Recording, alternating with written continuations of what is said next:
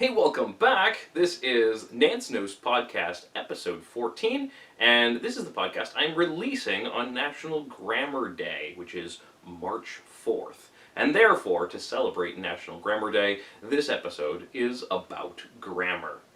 I'm going to release some of this on YouTube, but you can get the whole episode on my Patreon if you like.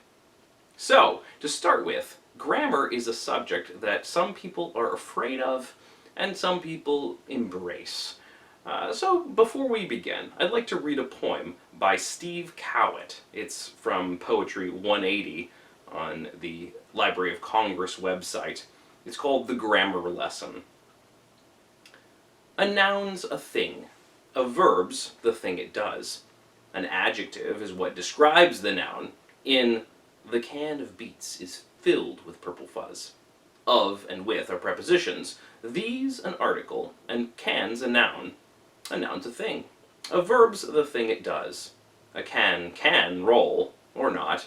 What isn't was, or might be. Might, meaning not yet known. Our can of beets is filled with purple fuzz. Is present tense. While words like our and us are pronouns, i.e., it is moldy, they are icky brown. A noun's a thing. A verb's the thing it does. Is a helping verb. It helps because filled isn't a full verb. Can's what our owns. In our can of beets is filled with purple fuzz. See? There's almost nothing to it. Just memorize these rules, or write them down. A noun's a thing. A verb's the thing it does.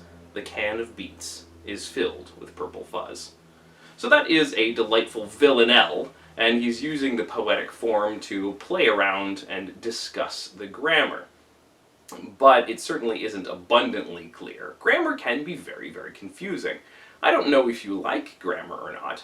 I do, but I also find it a little bit difficult to compel other people to like, which is why it's not necessarily the easiest thing I ever teach.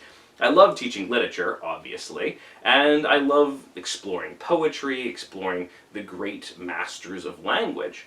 But it is well worth taking time every once in a while to look at grammar.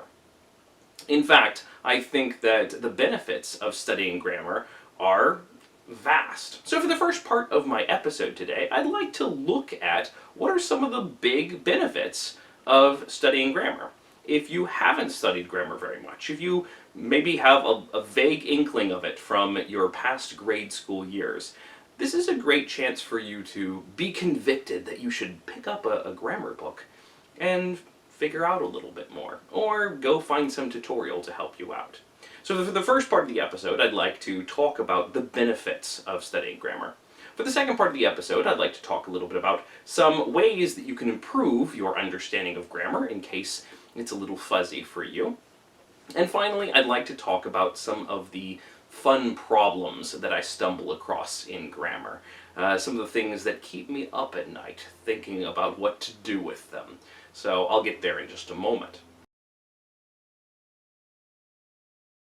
And I said, no, I disagree! And I disagree because the prepositional phrase is just a placeholder there. What's the actual subject of that sentence? The dog. Thanks for watching. If you'd like to hear the rest of the podcast, you can find it over on my Patreon page, where you can subscribe to support me, and to get access to a whole lot of other really cool materials I've made for students and teachers and just people interested in studying literature. Thanks, and I'll see you next time. Bye-bye.